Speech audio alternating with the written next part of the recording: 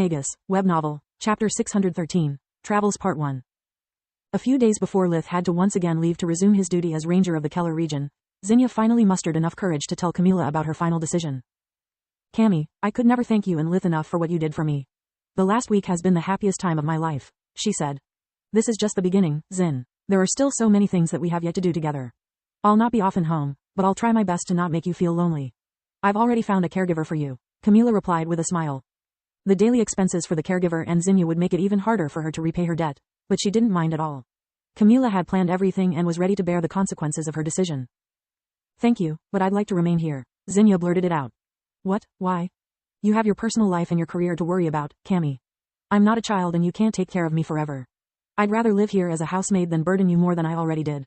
I already spoke with Alina about it. The Verhan are nice people. They accepted to give me food and accommodation in exchange for my job while they teach me everything I need to stand up for myself. They are even willing to pay me once I'm done learning. I've also decided to file for divorce. If I stay at your house, Falmug might look for me there. He will never come looking for me here, instead. I don't know if I have the strength to face him yet, so this is the perfect solution. Camilla tried to convince Zinnia to reconsider, but she was adamant about it.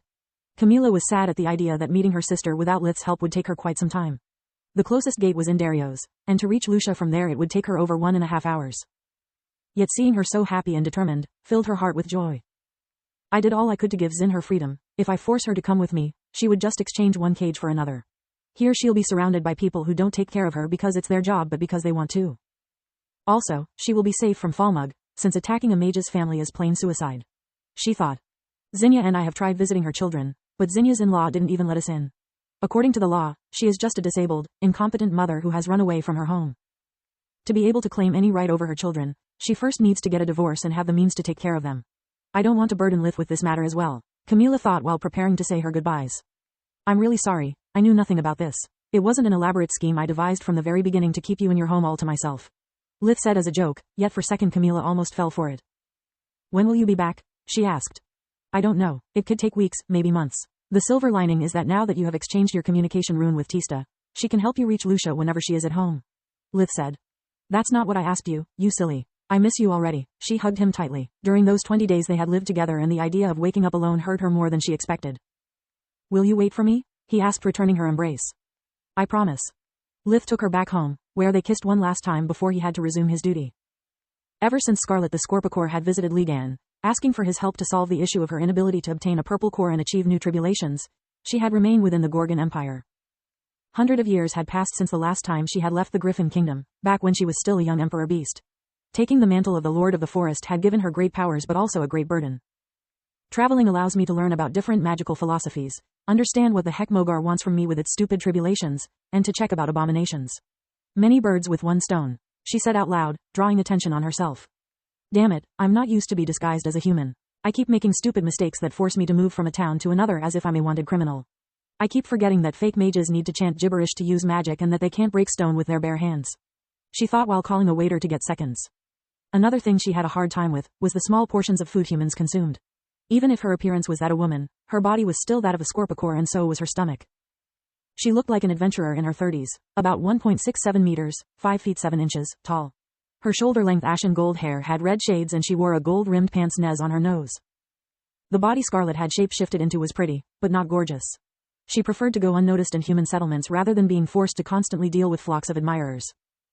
Centuries ago, when she had taken a walk with Salark, they had been forced to knock down the entire male population of a village just to be able to order a beer without someone hitting on them. She was currently in the city of Tyranar, to investigate the rumors about a mysterious monster that was slaughtering men and beasts alike for no apparent reason. If I'm right, I might have found one of those new eldritch abominations. Right after the monster outbreaks ended, the council reported the appearance of several creatures of unparalleled power. According to my sources, they should still be within my league. If I manage to track one of them and defeat it, I could finally learn something more about this master. I could even find out his location. Scarlet thought as she took her communication amulet out of her pocket dimension for the first time in almost a year. Oh crap, she blurted out, this time intentionally. She had so many missed calls that it took her quite some time just to take note of who she wanted to call back and who she would just ignore. Call me if you need anything else. The young waiter gave Scarlet a kind smile that she returned while wondering why the heck a Trentling was working in a restaurant. Trentlings were trees that after living for centuries in a zone rich with world energy had become awakened. They were the plant equivalent of a magical beast. His disguise was flawless, but Scarlet's enchanted pince-nez allowed her to not only see the mana core of her opponents, but also their life force. The Eyes of Menadian were one of her most prized artifacts, which had allowed her to increase her knowledge about light magic by leaps and bounds ever since she had liberated it from the paws of a mad griffin. Just like for any living creature, being born from a good-natured parent didn't guarantee that they would inherit their heart or wisdom. Some of Ligane's children were so infamous that the council had put a bounty on their head even though they... Web novel, Chapter 614, Travels Part 2.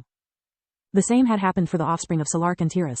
Since the Guardian's children were born capable of using all kinds of true magic and were gifted with a life that could span for almost a millennium, the council considered them to be a threat of the highest level. Well, the silver lining is that plants are the chattiest among living beings. The disguised trembling might be able to point me in the right direction. Scarlet thought. She handed several copper coins to pay for her meal to the waiter, enough to feed a small platoon, and almost as many as a tip. I'm flattered by your attentions, miss, but I'm strictly a waiter. You're not even my type, sorry, the young man said, yet he still pocketed all the money. Neither you're mine, smart ass of a Trentling. Scarlet's voice was a low growl, her teeth shapeshifting for a second into fangs. She wanted to make sure the greenhorn would get her point. You're lucky I'm a carnivore, otherwise I would be glad to make a salad out of you as a token of my appreciation. How do you know who I am? The waiter looked around, worried that someone might have noticed their exchange. You can call me Scarlet, little salad. Now if we are done playing, I'd like you to tell me everything you know about the creature that plagues this land. Scarlet said. I'm sorry, but I only know what everyone does. A few months ago, right after the monster outbreak, a creature started to raid the Geluan forest. At first, it only attacked the magical beasts, so we didn't care. Then it killed even the Lord of the Forest and after that, everything went downhill. There's nothing alive there anymore, most wildlife and flora have been wiped out. The Trentling sighed. The Lord of the Forest is dead? Are you saying that thing killed my share the unicorn too? How is it possible? She was young but quite powerful. Why do you think I'm here? Every sane creature is running away from death. I've no idea what it is because no one who has seen it has survived the encounter. Allow me to give you a fair warning in exchange for the generous tip. Now that the Geluan forest is nothing but an empty shell, the monster has started to attack nearby human settlements.